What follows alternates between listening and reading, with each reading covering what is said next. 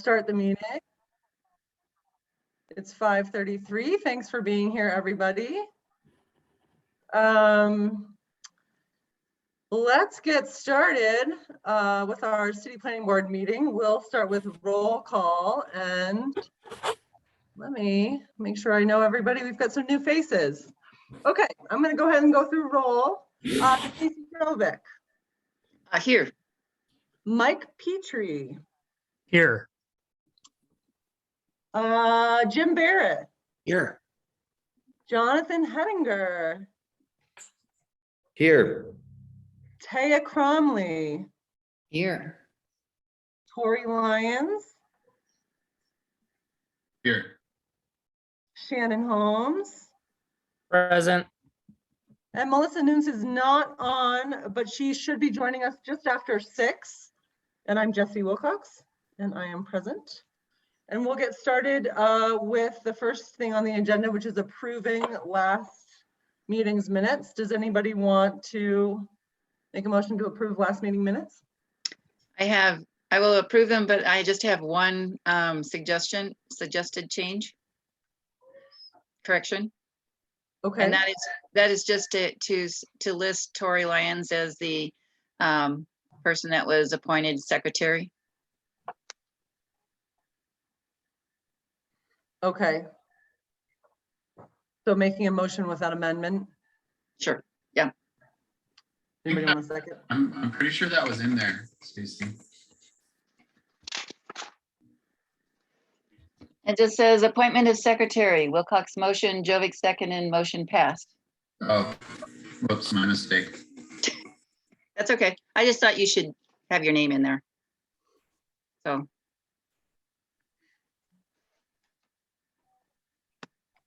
Okay. Any other, anybody want to second that? Thanks, Taya. Taya second. All right, let's go through roll call and approval of the meeting minutes. Stacy. Oh, pro. Mike. Yes. Yes. Jim. Yes. Jonathan. Yes. Taya. Yes. Tori. Yes.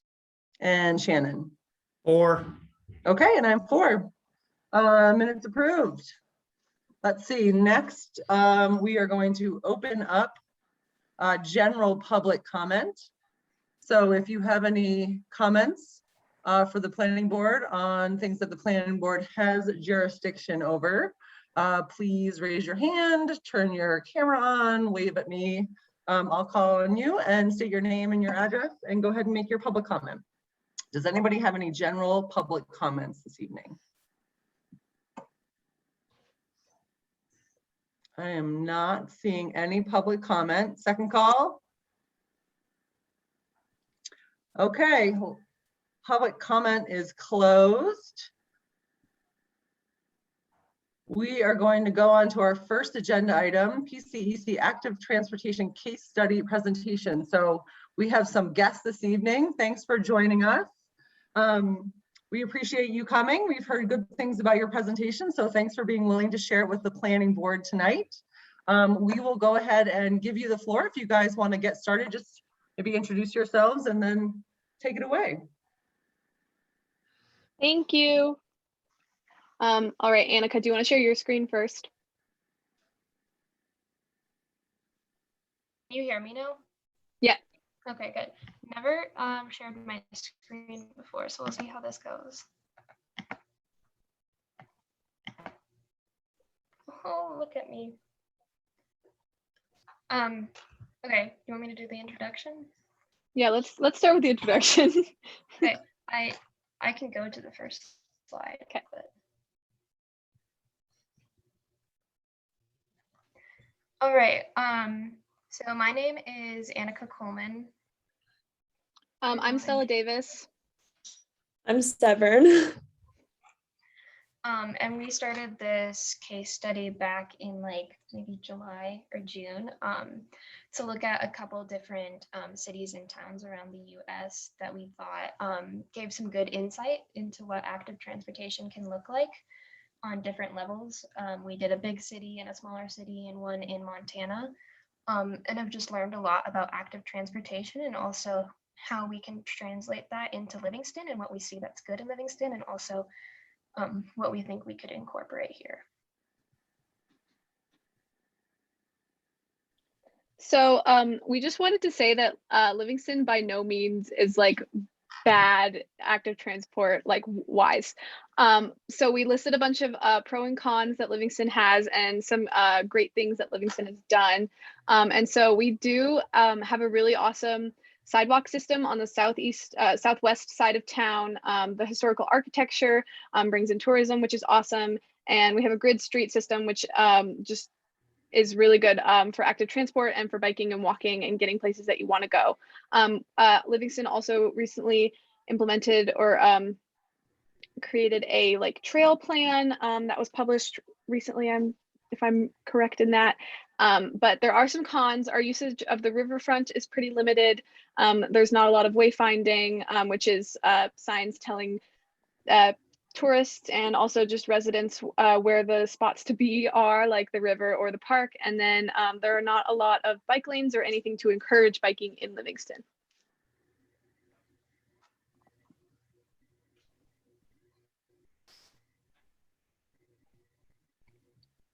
So here we go, I found it. So I researched Sandpoint, Idaho.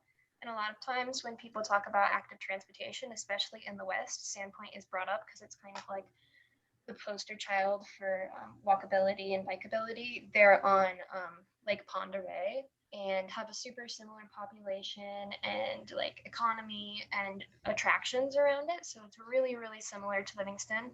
And they have a super similar parks and recreation to have like all of the same assets we have.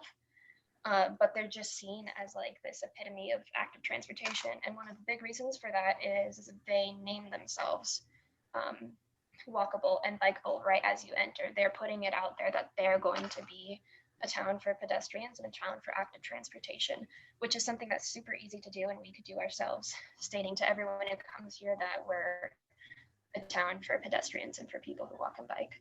And then another thing they implemented in 2012 was the downtown plan. And it was just making their downtown a place that people want to be outside and want to bike to and bike from, and walk in and just like be outside. And a lot of the ways they did that was simple fixes like painting, making art downtown. Like they said, they made a plan agreement with businesses to do like seasonal parklets in the summer, putting out little extensions of the sidewalk into the street, which is just, again, putting pedestrians first over the cars. And then they also designed the streets around the businesses that were there. So in some streets they did off-street parking, or like we did in downtown a couple years ago, the parallel versus the versus different types of parking. And these are like ways just they made it more approachable to bikers and walkers. And then they did like efficient lighting, bicycle parking, and just easy fixes for that. And then a big part of their downtown plan was greenery. They decided that they would put planter boxes as part of their stormwater system. And then in places where it wouldn't obstruct the view, they put trees and put like more species of trees, limited the excess like leaves and fruit and seeds, so it'd be super easy to maintain. And it's just a really good way of getting people to want to be outside more, and even fixing things like stormwater and air quality. And then here's just some pictures of their downtown, and you can see it being taken over by pedestrians and not cars. It's really cool. And then a big point also is their routes to the lake. They named Lake Pend Oreille as like their main focus of the town. So they put like a pedestrian bridge connecting downtown to this park on Lake Pend Oreille. And then they have 2 really accessible and large parks on the lake, and then a couple smaller ones. And they do lots of wayfinding to the lake. They name in their downtown like this way to the lake, and they even do it with like ski hills and stuff too, making sure everyone knows that they can get to these cool places. And we have a lot of places like that. We have the Yellowstone River, and Paradise Valley, and those are bikeable and walkable. But I think a lot of people don't know that because we don't have any like signage saying. And then the Long Bridge is a highway, but also a bike and walking path across the lake, and it connects Sandpoint to another town, and it's one of the most used paths in Sandpoint. And we have the Highway 89 path, which I think is super similar, but it's just not used as much. And I think if we were to maintain it and then advertise it properly in Livingston, it could be like this and maybe even extend it. It's a really cool asset that we have, and I just don't think we use it enough. And then this is just the map of Sandpoint, their grid system, and the highway, not the Highway 89, the Long Bridge extends down that way. So my recommendations for Livingston are definitely wayfinding, making sure we point out those focal points that we have, like all of the hiking trails around Livingston and especially the Yellowstone River. And then making signs for like bike parking and bike lanes, which we do sometimes, but a lot of the times they're faded and people don't realize that. And then also wider and better designed sidewalks, especially in downtown, making sure that it's that downtown is there for pedestrians and not just cars. And really easy ways to do that is like public art, like painting a mural somewhere downtown, even incorporating the high school with that would be really cool. And then greenery is huge. If we could have more greenery downtown, litter boxes. And then finally, access to public land, giving the guidance that people need and making the trails usable.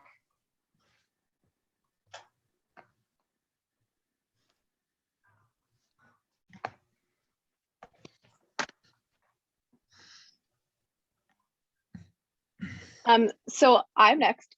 I will be presenting on Savannah, Georgia, which, if you don't know, is the 5th largest city in Georgia. And so you might be thinking, why is that similar to Livingston? They have a really strong tourism sector of their economy, as well as the port. And we don't necessarily have waterside like as a part of our economy, but we do have the river, which is similar. The one thing that is really, really unique about Savannah and makes it such a walkable, bikeable town city is their ward system. The wards were initially created by James Oglethorpe, the first governor of Georgia, to protect from outside invasions, basically. And so they consist of 40 lots, or tithings they're called. You can see that they're labeled like northwest, northeast, and they contain things like houses, and they have fairly not busy residential streets. That's really helpful for like residential streets when they're not busy, because it's safer and kids can play. There's 4 trust lots that have things like businesses on them, and then or churches, and then the center lot is generally a park. And so there are 22 in Savannah that remain of the 24 original, which is super cool because that means that they have 22 designated parks in Savannah, and people know how to get to them because they're in the center of these wards. This is just what they look like. This is Savannah from above, and so you can see each of the wards. And then this is the original Oglethorpe plan, which is what it was called. So I'm a really big fan of lists. And so obviously there are pros with Savannah, Georgia, and there are some cons. And so the pros are that there is a lot of walkability within the wards, and they have really low traffic residential streets, as I previously mentioned. And they have historical architecture, which brings in a lot of tourism opportunities. They don't have as many bike lanes, or they don't have a lot of bike lanes though. There's disconnect between the wards, which has been mentioned as a problem, and they don't have a lot of wayfinding. And so one thing that I dug really, really deep into pertaining to Savannah, Georgia, was their growth policy, which was a policy created by their planning committee, but it was taken and built from suggestions from the city. And so they have these 5 points, and active transport, as you can see in the 3rd point, is literally mentioned like word for word active transportation, which I thought was really, really cool. And so on that, I pulled this quote directly from the growth policy. Downtowns thrive when people are walking, biking, using small vehicles, or taking public transportation. Prioritizing these modes first also provides for the greatest economic opportunity for all. And so one thing that they're planning on doing is reversing one-way streets, because people tend to speed more on one-way streets when there is an oncoming traffic heading at you. They're going to create an active transport network, which I have on the next slide, but it's fairly vague, but it's there. They put it in writing, and it includes bike paths and crosswalk extenders, and then the trees to maintain shade. It is Savannah, Georgia. It gets very hot during the summer, and so trees are super, super important for the comfort of people who would like to be walking and biking. And also they can, as Annika said, help with stormwater drainage and air quality. And then something that they said that really stuck with me was that they don't prioritize driving commuting time over the comfort of pedestrians. So this is the active transport plan. As you can see, there are the red lines are just trails, and then or not the red line, they're all red. The longer lines are trails for walking, and then the dotted ones are for biking. And so pertaining to Livingston, Savannah has a pretty prominent waterfront, and the organization not recently, but in 1997, unveiled a new waterfront plaza, which brought in a lot of tourism opportunities. They hold events, and it's just a great place for people to be. There is a bit of a lack of accessibility information for people who are disabled or in a wheelchair, but it does have a lot of shops and restaurants on it. So I felt it was safe to assume that it is pretty accessible for all. This is what it looks like. You can see that there's places to sit, and there's trees for shade, and then also the ferries, which provide entertainment. And so takeaways for Livingston from Savannah, Georgia is their river tourism. It's a really awesome thing that they did, integrating the port and the sea to their economy. We, as people who live in Livingston, obviously don't want to see a bunch of shops popping up next to the river, and so it shouldn't be taken that literally, but there are a lot of things that we can do to bring people to the waterfront and make it a place that people want to be. The growth policy prioritizes active transportation, which I think is really important and should be done. And then policy creation, obviously, if it's in writing, then people are more inclined to do it. And then neighborhood planning is a really big thing, because obviously they have the wards, which has been really, really successful in their active transport and walkability ratings.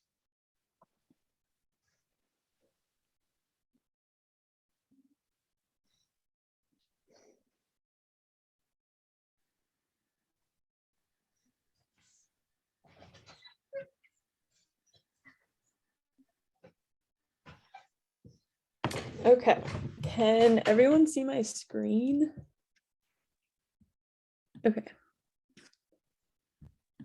All right, so I chose Miles City as my town to research.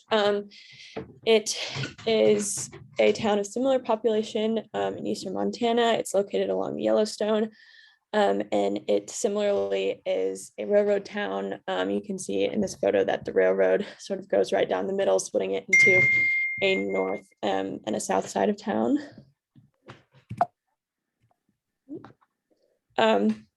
The first sort of active transportation initiative in Miles City was a Safe Routes to School program. The Miles City Active Living Task Force started this program, and it started as just education in the schools, and then it developed into a sidewalk project from Garfield Elementary School out to surrounding neighborhoods. The most important thing that its goal was to do was to connect the northeast lower income side to the school, and as well as parks. And so the outcome of this project was that it connected an underserved neighborhood to two aspects of daily life, which is the school and parks. In 2015, they drafted a growth policy. A couple of things that I took out that are just applicable to Livingston was a list that they made of their parks and all of their functions. And so they just listed like the types of green space that were in the parks. And then usually like sports equipment or playgrounds, like if there were soccer nets or if it was a baseball field, stuff like that. And then these 3 objectives are ones I pulled out that were very applicable to Livingston. The first being improve access to the Yellowstone River.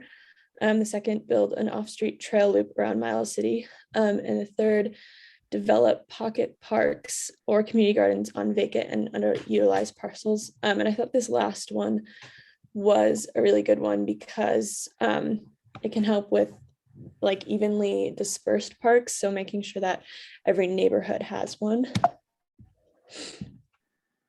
And then here is a plan in their 2015 growth policy. It starts with the black lines, which are existing paths, and then the blue lines which are planned paths, and then the green and the orange are conceptual paths. So they have not really been evaluated for like their feasibility or anything. But this is just sort of a more visionary map. And then the one thing I wanted to point out here is the connectivity within all their trails and how they accomplish that by connecting different types of trails. And then here is a drafted map from the Livingston Trails and Active Transportation Plan. So this is still a draft, but I think the plan is due to come out any day. But the one thing I wanted to point out here is the trail from Miles Park to Mayor's Landing along the Yellowstone. I think that's a really great opportunity to improve the accessibility to the river. And there is not as much connectivity in this map. And I think there are a lot of places where there is or where there could be. So I think a good way to look at a bigger picture would be to use the concept from the previous map and show conceptual trails just to accomplish that connectivity. And then in 2017, they drafted a transportation plan, which was gotten a little bit more into the specifics of active transportation. They prioritize sidewalk connectivity. They acknowledge that similar to us, they have a lot of big gaps in sidewalk, especially on their north side. They like from block to block, they had very inconsistent sidewalks. And then they also acknowledge that they have virtually no on-street bicycle facilities. And to encourage biking, they came up with signage and then using paint on the roads as sort of a low cost and temporary solution. And they also talked about the circuitous trail network that was shown in the growth policy and just said that basically those plans had not been evaluated for their feasibility. And so were not like super likely to get done anytime soon. And that was sort of one of the biggest struggles with this project was the lack of following through with the plans. But this quote down here, I pulled from that plan as well. It says Miles City desires to create accessible sidewalks that link the north and south sides of the community that include upgrades to curb ramps. And I think this was just very important because it addresses lack of continuity between the north and the south side and in the sidewalks. But it also stresses that the sidewalks need to be accessible. And then they talked about some quick, easy programs for active transportation. One of them, the 5-minute dismissal delay for schools, just means that the kids who walked and biked to school get out 5 minutes earlier. So it's safer and easier for kids to get home, as well as it gives them an incentive to walk or bike to school. And then another program was just snow removal programs where they would collect volunteers from the city to shovel snow in the winters outside of businesses and the senior center and homes of elderly residents who may like request to have their sidewalk shoveled. And then here is their map of sidewalk projects, because this was their priority. So they divided up the town into smaller neighborhoods that they wanted to isolate into projects just to make it more doable by doing one neighborhood at a time. And then it might be a little hard to see, but they outlined the areas where a sidewalk needs to be built or improved in red. And I also just liked this layout because by splitting it up into neighborhoods, they can show how to improve the sidewalk connectivity within, but also between the different sections of town. And then here are my takeaways for Livingston. The first thing is having more connectivity in our trail plan, which, as I said, could be accomplished by using a more visionary map with more conceptual trails. And then identification of neighborhoods, like in the slide before, which can help sort of break down into more doable projects and also show how connectivity can be improved between those areas. And then listing out parks and their functions. I thought that was super helpful in their plan, but I think something that needs to be added is amenities for accessibility. So like whether the parks have braille or wheelchair ramps. And then to improve access to Yellowstone, I think the trail from Miles Park to Mayor's Landing has really great potential. Although I do acknowledge that there are a lot of difficulties there with landowners and sort of geography of that area. And then the other thing for accessibility to the Yellowstone is the 9th Street area. I think that it's a very difficult place for a lot of people to get down because of how steep and rocky it is, but it is like a super popular area for swimming and recreation. People like walk there and ride their bikes there. So I think that's a really great spot that is already there that we could improve upon. And then the last thing is clear implementation. The biggest struggle I had with researching this town is that there was not really anything about whether these plans were followed through with and whether improvements were being made. And so it's just very important that we in Livingston follow through with our plans and we write about them and we celebrate all of our successes.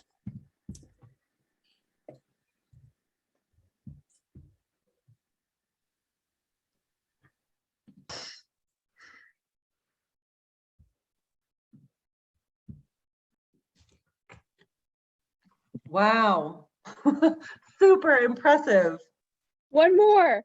Oh, there's one more. Oh my gosh. I'm I'm sorry. gonna- No, let me you're mute totally myself. good. We just have one more slide. It's just like the last one. It's just basically we piled all of our we gave these presentations to each other and then we found some commonalities between all three of our towns. And so the first one is that good goals and documents are only the beginning, obviously. And so we should facilitate opportunities for collaboration and partnership and get it in writing because writing holds people accountable. Another very important thing to do is highlight the resources that we do have, for example, the river. So the first thing to do is not focus on what we don't have, but to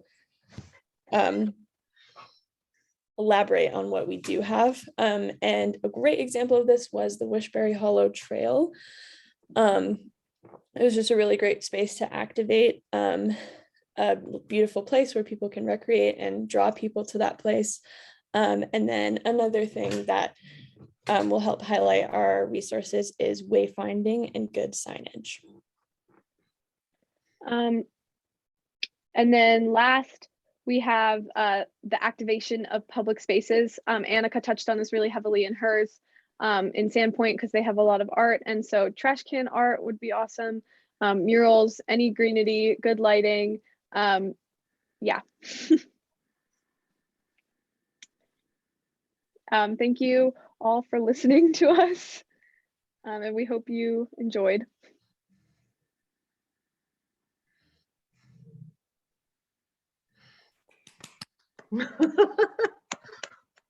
That was excellent. So much.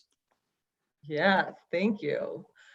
Does anyone from the planning board have any questions for either Severin or Annika or Stella? Anybody have any questions for the ladies? I have one. Go ahead, Stacy. Just what made you be interested in this whole area? Any of you can reply. Because I'm assuming you're high school students. Yeah, we all were interns at PCEC this summer, and we met with Sarah a little bit into our internship, just to learn about her work. And she sort of just introduced us to the world of active transportation. And I don't know, we were all fascinated, and we just sort of brainstormed like where we wanted to go with learning about active transportation this summer, and that's what we came up with.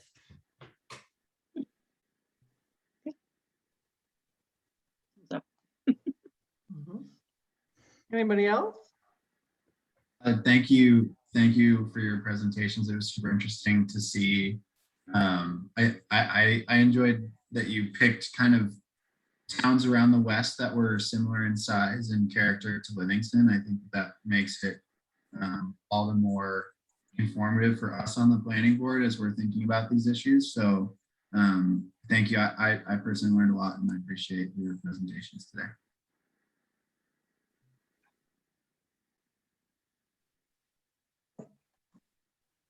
Anybody else? I'll put in my 2 cents also. So I also really appreciated these presentations. I had heard they were good and you did not disappoint. Things that I loved that you all mentioned in your different areas, you know, for the wards in Georgia, I love that neighborhood planning piece, and we do have that section in our growth policy trying to look at, you know, smart neighborhood planning. I love featuring our assets like the Yellowstone River and using some of those existing paths with the wayfinding. I also love this idea of pocket parks and community gardens in vacant lots, wondering if we have an inventory of those, or if that is maybe going to be part of the active transportation plan when we see that.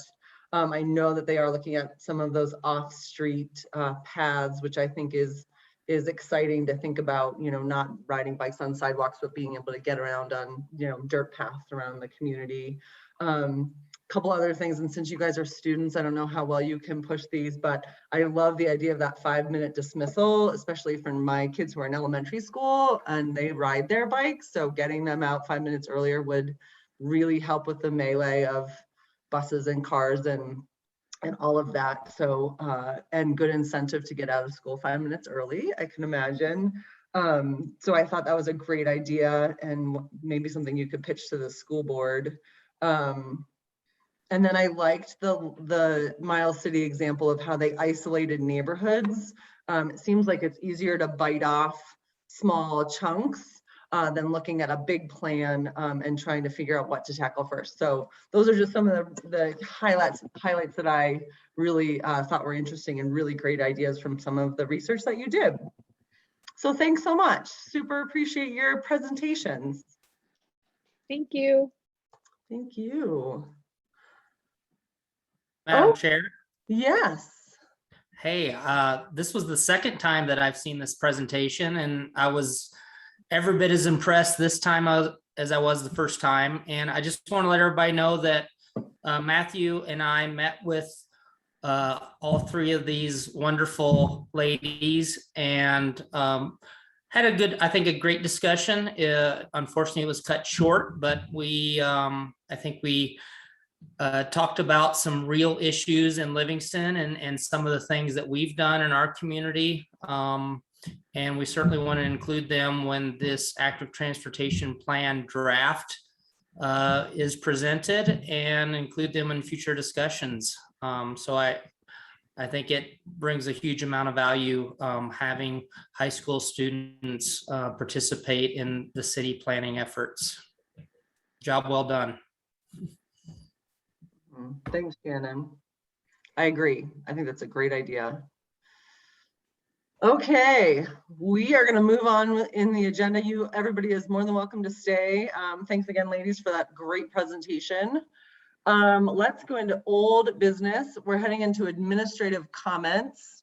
Shannon, it looks like you are up first with a public works update. Okay, well, let's see.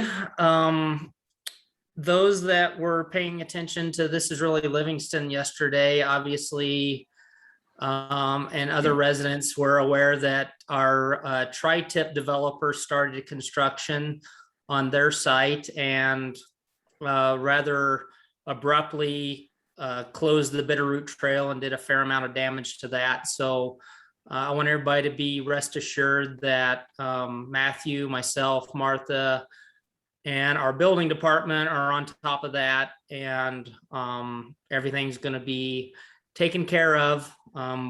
We certainly appreciate the community's concern with that. And I want to tell everybody that project, I built that trail.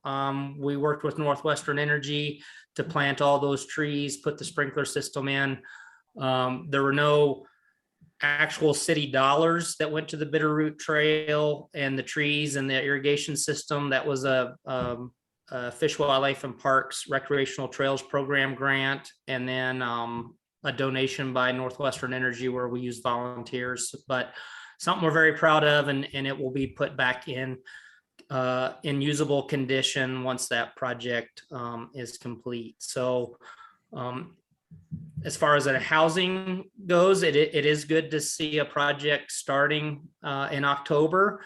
Hopefully they have good weather and they can get a lot of their water, sewer, road infrastructure in here in the next month or two. And then it's our understanding they're planning on starting building the condos in November, December timeframe. So unfortunately, there's a little hiccup, but we'll work through it. The other thing, we're continuing to work with the Green Acres residents on the sewer extension for 90 plus homes in that development. We have 3 alternative alignments for sewer extensions and some preliminary cost estimates, and continuing to meet with the residents there and their subcommittee to keep them abreast of the progress of that project. Outside of that, really, there's been a fair amount of inquiries on development type projects, but nothing has gone any further than that as far as requests for annexations. I think we all know that the Love's truck stop that was denied, and then more recently the Hart K property, I think, has been bought by some folks from Washington State and are looking at more of a conservation type situation there. So Matthew, am I forgetting anything or overlooking anything that maybe you're aware of? You covered it. All right. Any questions from fellow board members? I Thanks have a for, question. oh, I'm sorry. Go ahead, Mike. So the trail, and I forget exactly where it's at, but it was kind of destroyed. I saw a few pictures of it. I haven't been there. Is there a way that we can maybe temporarily fix that, or is it still in a usable condition while they're developing this? Well, it is an active construction site, and so I will say that there was not a firm easement for that trail, and that's something that Matthew, the planning department, Public Works, going through the site plan review, we made them put the easement for that trail in their plat. So I would say that it's for everybody's safety, we need to just close it until they get to a point where the road is built and constructed, and we don't have heavy equipment within 5 or 10 feet of where the trail's at. Mhm. Thanks for your question, Mike. Shannon, I use that trail pretty much on a daily basis. Are you planning on closing the entire trail, or would you consider leaving is it 10th Street kind of access alley? Because it's just really that very first part of the trail that has some road debris, I guess, on it, because that's where their driveway is going to go. But the rest of the trail seems fine, and it's accessible from that 10th Street sort of alley. Do you foresee, having to close the whole thing, or could you just close off that one little sort of stretch where they've put in their road, or their horseshoe, essentially is what it is? Yep, there's no reason, as long as we're keeping people within a public right of way, we can make sure that the 10th Street access is open for, ingress, egress of the trail. They do need to connect to a sewer main. So this is another thing that people maybe are not aware of, but we have a sewer main underneath the trail. And so we do have a utility easement there. And they do need to tie into that sewer main. So there's going to be more probably disturbance to the trail than just what they've done with stripping the topsoil to build their access road. But I think it's a great idea to keep it open from that west end at Bitterroot Street, and then close it right there at 10th Street so people can stay within that public street right away. Perfect. And then I just have another logistic question because this is so close to my house, and I'm just curious how this goes in other areas in the city.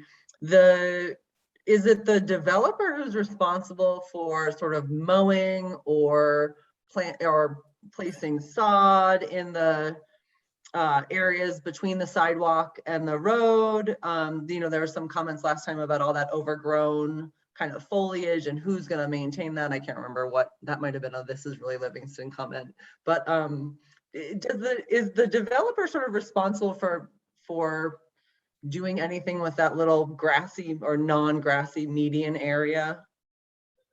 Yes, they are. And okay. Again, everybody needs to be reminded, we have one code enforcement officer that covers every potential code violation citywide. And I'll be on, a month and a half ago, Steve reached out to me about that exact issue. And I just passed the contact information from the Northtown developers. Obviously, the school district has some property out there as well. So, I passed along their contact information, and it's my understanding he's reached out to them about that. Now, when I was out there yesterday, it doesn't look like anything had been done. So that's something that we'll just have to continue to work with. Part of our design standard subdivision regs is we do require them to provide information on how they're going to manage the weeds on their property. And we're going through the initial process and making them fill out the proper paperwork and do the forms. Where we're really challenged is just having the staffing to go out and enforce it once it's in place. Okay, gotcha. Thanks. And I do want to remind everybody, we get calls all the time. Public Works, while we're responsible to maintain and build and operate all the infrastructure, we do not have the authority to enforce codes on the infrastructure that we have to operate and maintain. And people think that we can go out and write tickets, and no one in Public Works can go write a ticket. It's just Steve. Right? It's just Steve or our other police sworn officers. Okay. Okay, awesome. Anybody have any other questions for Shannon? I have one more. So for development like this, is there a process for like signage for public notice so that the public is aware that a project like this is going to start, when it's going to start, kind of the parameters and what's going to happen, so that it doesn't just like one day you're walking and you've got a trail and the next day the trail's kind of beat up and they're like, wasn't aware that this was even happening. Is there a process or public signage that the city does? Well, Mike, I think that's a great question. And we had a pre-construction meeting with the developer and their contractor 3 weeks ago. And there was absolute no mention of this disturbance of the trail. We knew that they were going to start work. They were going to start work on their private property. And the only impact that they would have that we were aware of was entering heavy equipment on scenic trail. And so we told them they needed to put road construction ahead signs up. That did not happen.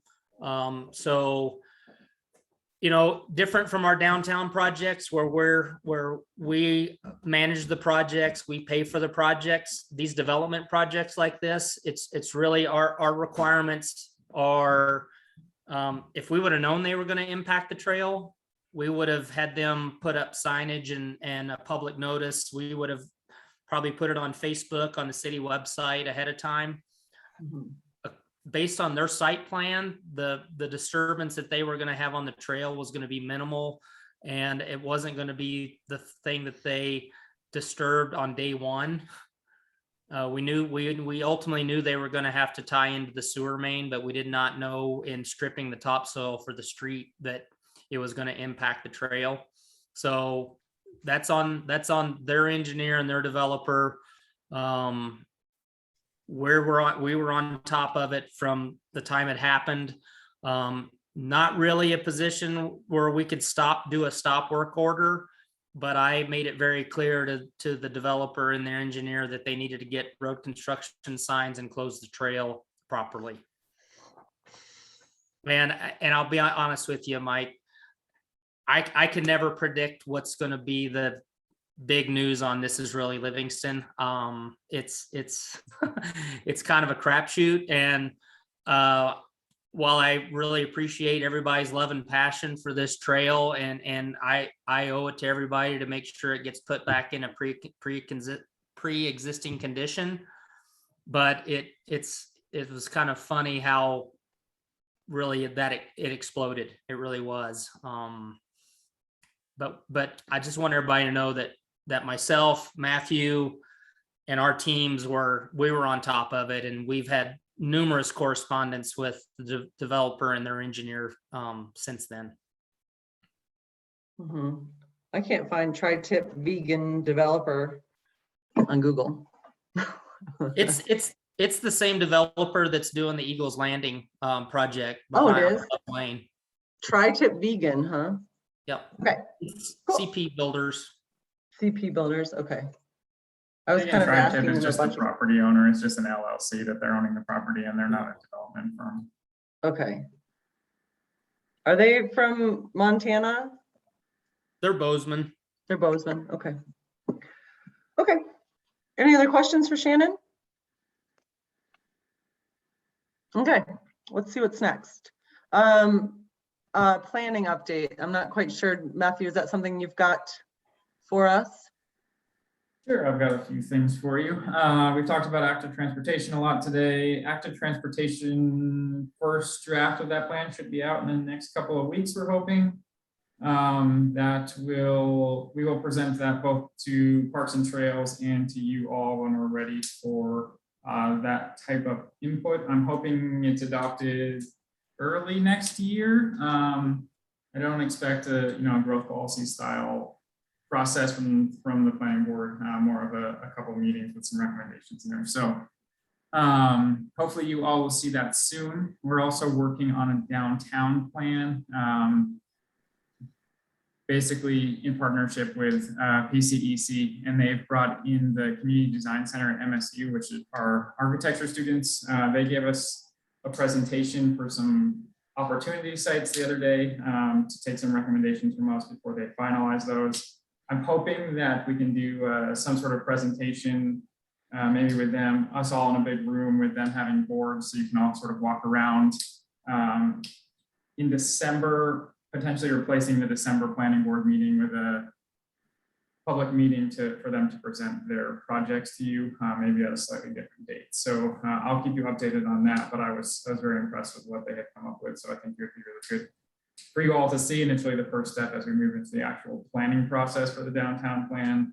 Again, that's in partnership with PCEC. So Jennifer Mathick has been brought on by PCEC as the consultant doing that plan. We are also doing a housing action plan. That one is basically the consultant is HRDC. I expect to see a draft of that also relatively shortly. We may have two plans running through the process for you here at the same time. You will also see that before it gets any sort of recommendation to the commission. It's going to basically be a list of tools that both the city and Park County can use potentially to encourage, incentivize, require affordable housing. So look forward to that. Obviously, that's one of the big items in our growth policy. Other planning things that are going on. Stacy asked me to update all of you on sort of zoning items that are going on right now. Tiny homes was approved a few weeks back, which basically allows smaller offsite built structures within the city. And really the intent was to encourage ADUs, but they're allowed as sort of any type of building. So they could be a primary or an ADU. Working on a not very exciting zoning change to update the definitions of manufacturing to be less ambiguous for things like, we had a coffee roaster call and we couldn't decide whether they were light or heavy industrial, just under the way the zoning is defined. So nothing too exciting there. The big zoning change that's going right now, and the zoning commission discussed it at the last meeting, and we'll discuss it again at the next meeting, is increasing densities in R1 and R3, changing the setbacks in R3, changing the building heights in R3, and creating a new neighborhood mixed-use zone, which is proposed to be the densest zone in the city other than the city. And that's all to be consistent, so we can update the zoning to be consistent with the future land use map. So that's going on. That'll be a big change if it's approved by the city commission. Other things that you might find relevant, and I'm just looking at my board here. We did have the impact fees for accessory dwelling units at the last commission meeting. Basically planning and public works and city manager all worked together to make sure everything worked for everyone there. So to encourage ADUs, they're now their impact fees are now 50% of what a single family home would be, as opposed to the current, or what it was yesterday, which was 100% of that. So hopefully that will allow more people to build ADUs or encourage more people to build ADUs. Again, trying to work through some of those goals in the growth policy. The other thing, final thing is, I presented a very short, very not interesting presentation to the commission last night about their options for planning boards to allow us to zone the ETJ. I will be bringing back a memo to them at the next commission meeting, requesting that they make a decision on which of the two planning board options, that being city county planning board or an expanded city planning board, they would like to move forward with as we begin the process of discussions on zoning ETJ. So a lot of stuff that relates to the growth policy and a lot of zoning changes driven by the growth policy. Okay, any questions for Matthew? And I do have one. And I guess since we did get the subdivision kind of review training from you, Matthew, in July or whenever that was. But I have a question. So as we experience infill within the city, and again, this is just from my experience because I live in a neighborhood that's kind of booming for infill. We are the poster child for infill, I feel like, in North 8th Street these days. But is there anything in those subdivision regulations that say, like, if you take down 10 mature 35-foot trees to build homes, is there anything that says you have to put more trees back, or is that not a requirement? We do not have any tree requirements or protection clauses. I don't believe in the subdivision regulations, so there may be a line in the subdivision regulations that say you need to justify the removal of mature trees, but there's no replacement policy or anything. Okay. And that's only for large subdivisions like what's happening with the tri-tip folks. Not that there are any trees there, but that would be So for- TriTip wasn't a subdivision. They're doing condos, so they're exempt from subdivision review. There's basically, they went through the site plan process. But there's no real requirement for tree protection or planting trees. If someone goes through a subdivision process, they do need to provide open space under state law. There are some sideboards on that, but almost every subdivision we're going to see in the city has to provide open space. Doesn't mean they have to plant trees, though, and we don't have any. Is that something the tree board would work towards or advocate towards? Is that something they could? No, subdivision regulations aren't really under the, well, they're definitely not under the jurisdiction of the tree board. And really our boards, I hate to hear the word advocacy used with boards, because it's not really what their role is.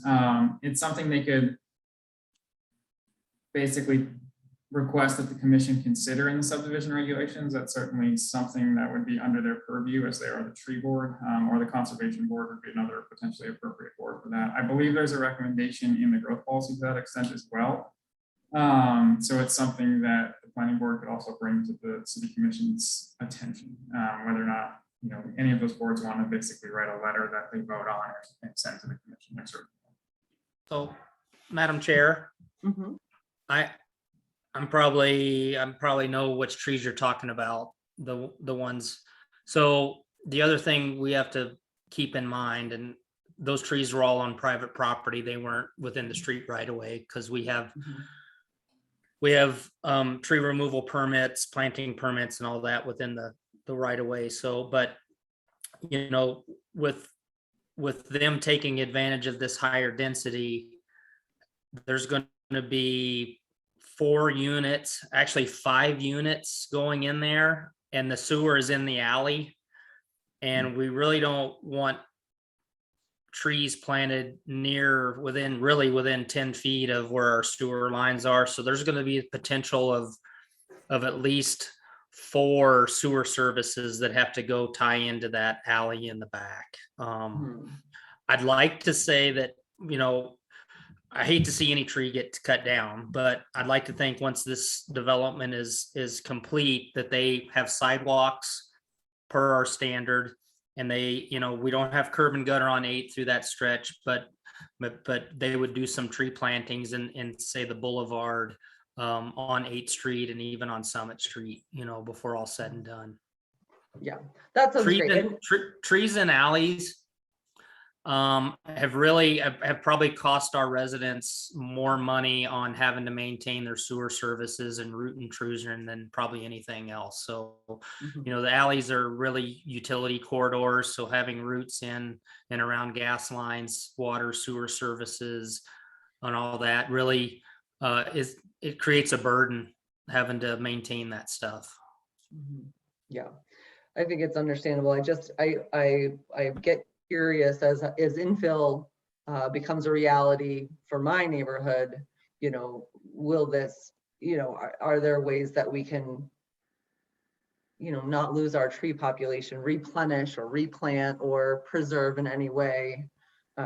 Just because I'm seeing it right now. I've been very open about this in the staff report for basically the upzoning of R3 and mixed use, is that as we densify and as we infill, the trade-off for that is you are going to lose green space on lots, and you potentially lose trees. And that's sort of the trade-off with more density, is that you lose your backyard, essentially green space, which again, we rely more on public green spaces in that regards, as most more urban areas would do. So we rely on our parks and our boulevards and our streets more in that case than we would rely on private property green space. But it is certainly, I'm not going to sugarcoat it. The more we densify, the less on-lot green space you're generally going to have. You really can't have a high density environment and have a lot of trees and green space on lots. It's just not consistent unless you build very tall, very narrow buildings, which isn't particularly feasible in Livingston right now. But I also think that if you keep in mind some compromise and have not make every lot the setback towards the street be closer to the street just so that you can build more in the back. You know, I think that if you have your front yard, which is it 25 feet now from the street? And is the proposal to make it 10 yards from the street? The proposal for R3 is 5 feet. There's no change to the setbacks for R2 right now. So the vast majority of the city, it wouldn't change. It would be that 25.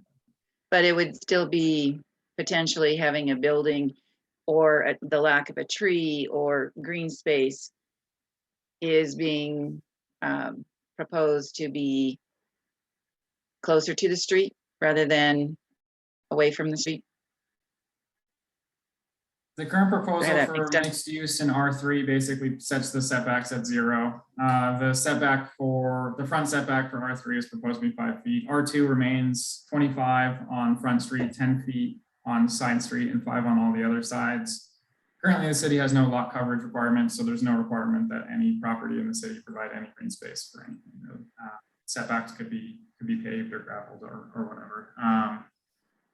And in some regards, it's probably beneficial for us in our environment to not have those yards and not have those green spaces. They are a huge drain on our water resources. There are certainly ways to xeriscape that provide trees and other plantings that are less water intensive. But yes, the proposal is very minimal setbacks in R3 to allow maximum flexibility and to allow more urban style and sort of row house style development if that's but the opposite of that is to find you're also still trying to keep the character of Livingston. So what is the character of Livingston? It's like, yes, we want infill, but we also want to preserve why people move here. So, you have to look at what is the middle ground too. You don't want to have just everything be a 0 lot line and smush in as many as you possibly can and call it good because we said we wanted infill. I think there's,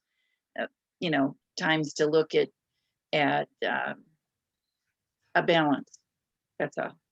And I will say R2 remains the large, a 25-foot setback would be considered a very large setback at this point in time. It's more of an old school style setback. Most of the city will probably remain R2 for the near future. If you look at the future land use map, it shows higher density on the south side and the north side, pretty much remaining as is.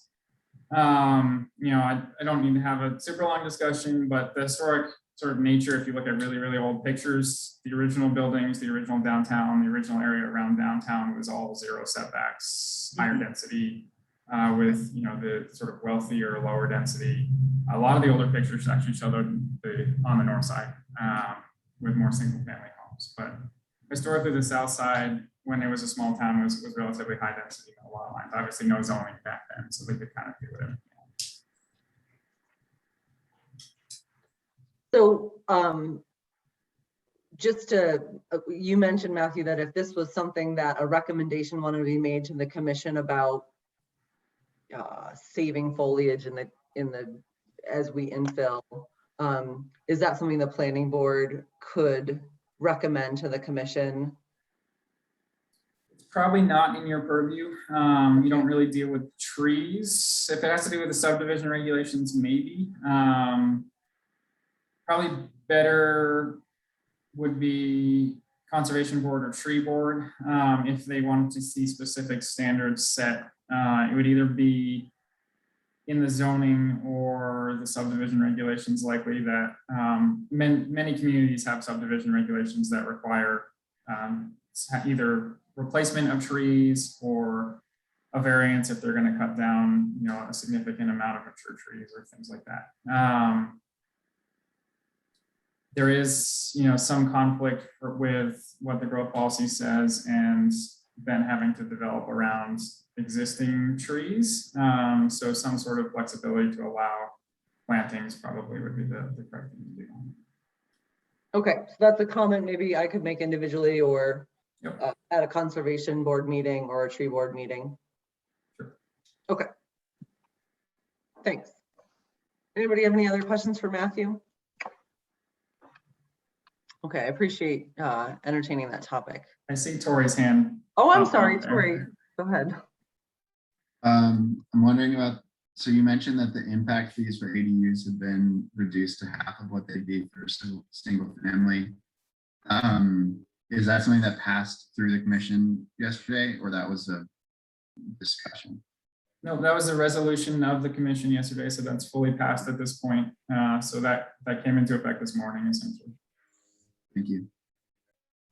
And just to be, so you all know the context, currently a single family home in Livingston, the impact fees are around $12,000 per home. So an ADU was $12,000 as well. So with the having an ADU, the impact fees will be around $6,000 if it's a standalone ADU. Standalone, not like on top of a garage or something. No, as in like not attached to the house. Okay. The potentially not needing water and sewer connections and not being within an existing structure changes the calculation a little bit.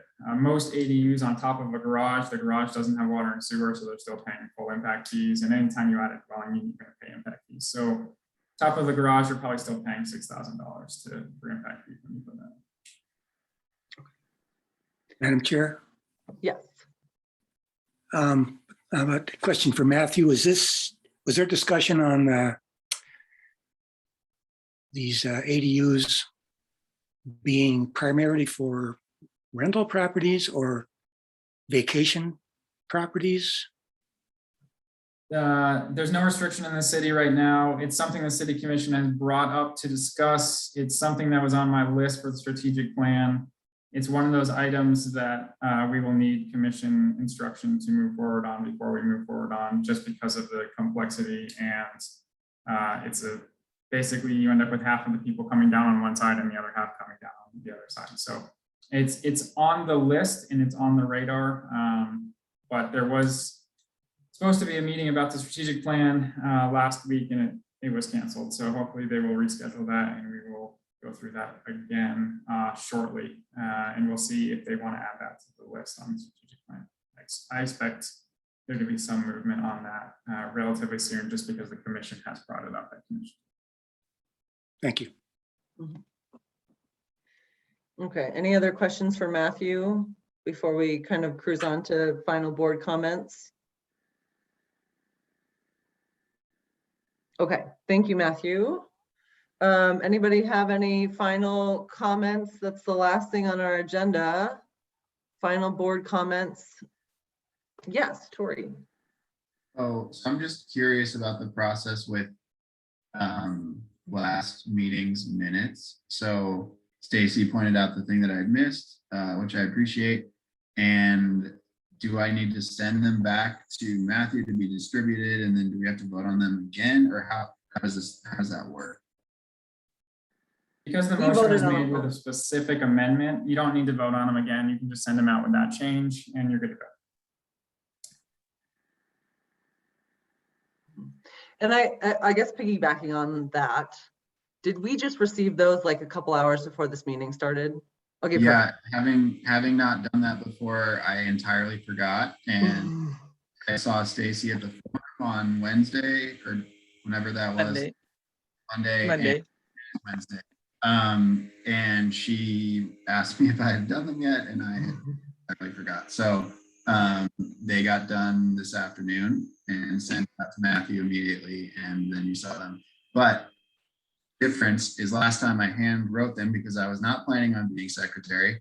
And this time I'm at my computer and they're finished as we speak. So I will clean them up this evening and send them out this evening. Yeah, absolutely no pressure. Just wanted to clarify. I also was the secretary at one point and I definitely did not have them done the next day. But just, yeah, appreciate you doing them and I will not hold it against you. Okay, any other board comments?